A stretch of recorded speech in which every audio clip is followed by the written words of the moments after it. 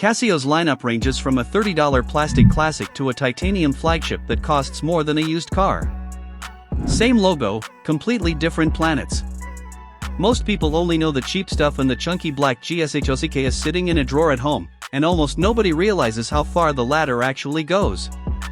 It has 7 levels and 7 distinct identities, climbing from novelty and heritage into pure engineering and craftsmanship. So buckle up as we climb this ladder. Level 7, the Novelty Casio CRW001 Ring Watch. A watch worn on a finger sounds like a gag gift until the spec sheet shows up.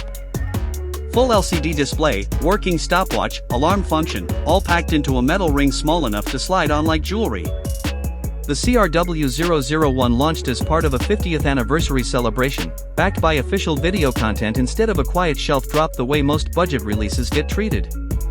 Most novelty products fade after a week of internet jokes and disappear from memory entirely. This one stuck around as a genuine collector's piece, talked about far more than the average inexpensive digital release ever manages. There's something almost rebellious about it too. Casio could have kept this concept locked in a lab demo, the kind of thing shown off once at a trade show and forgotten. Instead, it became a real product people could actually order, wear, and use to set an actual alarm from an actual finger. A ring that tells time, sets alarms, and tracks laps shouldn't exist outside a cartoon, yet here is the proof: fully metal, fully functional, fully real. Level 6, the Icon Casio F91W/AE1200.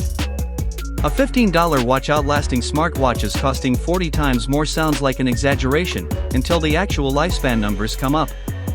The F91W has been in continuous production since 1991, virtually unchanged, because Casio found a formula too good to mess with, and changing it would have meant breaking something that simply doesn't break. A quartz movement that barely sips battery, a stopwatch, an alarm, a backlight, and a water resistance rating that's modest but reliable enough for everyday life.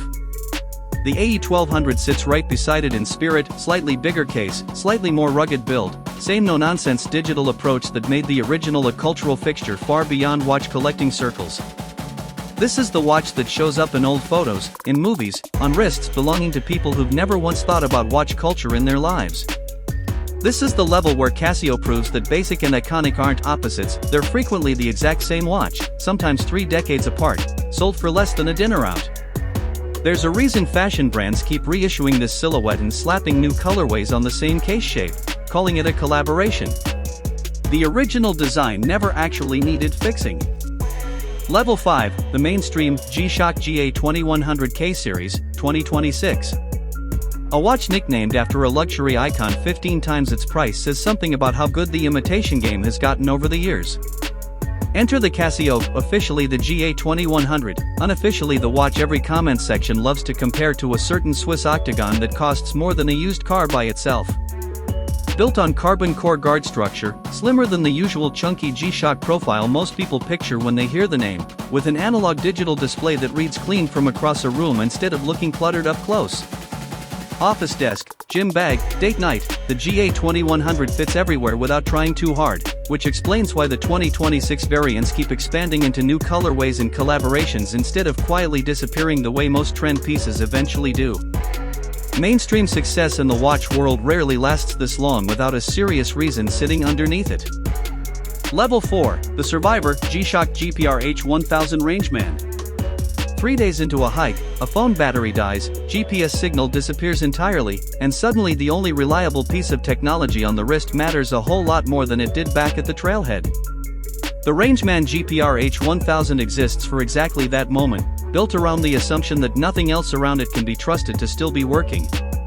GPS navigation, heart rate monitoring, blood oxygen measurement, full activity tracking, and solar-assisted charging that doesn't quit just because an outlet isn't anywhere nearby. Extreme outdoor durability rounds out the spec sheet, built for conditions that would end a typical consumer smartwatch's career in a single rough afternoon. Competing directly with mainstream smartwatch ecosystems never seemed to be the actual goal here. Survival and field use functionality clearly came first in every design decision, placing this release at the technological peak of the entire digital G-Shock family. Level 3, the Engineer Full Metal G-Shock GMW BZ5000 Series. Data-assisted engineering sounds like a marketing buzzword until real stress data gets involved in shaping actual metal components. That's the story behind the GMW BZ 5000 series, and it's a genuinely different approach than most of what came before it. Full stainless steel construction from end to end, a memory and pixel display sipping power instead of draining it, tough solar charging that keeps it running indefinitely, and Bluetooth connectivity tying everything to a phone for easy syncing. Engineers leaned on AI-assisted structural optimization, as described in Casio's own engineering communications, specifically to strengthen the build while preserving the square G-Shock shape everyone instantly recognizes on sight, no matter the finish or material used. Rugged outdoor gear and boardroom-appropriate polish rarely belong in the same sentence, let alone the same watch, yet this release somehow earns both descriptions without a hint of contradiction between them. Level 2, the Architect, G-Shock MTG B4000. Decades of accumulated impact test data informed the simulation and design optimization process behind the MTG B4000's frame, according to Casio's own engineering communications, computational analysis assisting human engineers rather than replacing their judgment outright.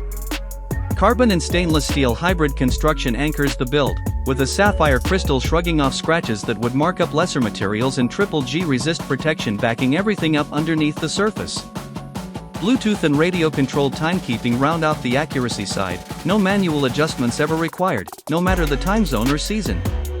A frame shaped with that level of data-driven precision sounds like it should feel cold or clinical on the wrist, yet the finishing here reads the complete opposite: premium, deliberate, almost luxurious in a way the spec sheet alone doesn't fully capture.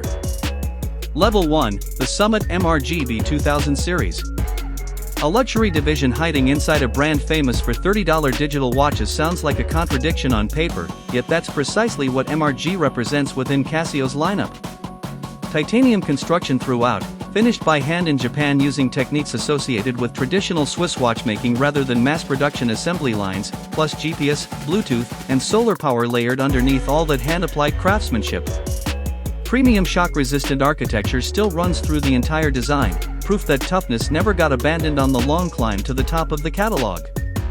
The B2000 series marks 30 years of MRG specifically, turning this particular release into both a flagship statement and an anniversary milestone worth celebrating on its own terms. A premium, hand-finishing process typical of the MRG line sits at the absolute summit of the Casio hierarchy, proof that a toughness-first brand built its reputation on durability can still match watchmakers charging far more, without ever losing what made the name in the first place. From a metal ring on a finger to a titanium flagship hand-finished in Japan, the distance covered across these 7 levels says more about Casio's range than any single watch ever could on its own. From a metal ring on a finger to a titanium flagship hand-finished in Japan, the distance covered across these 7 levels says more about Casio's range than any single watch ever could on its own.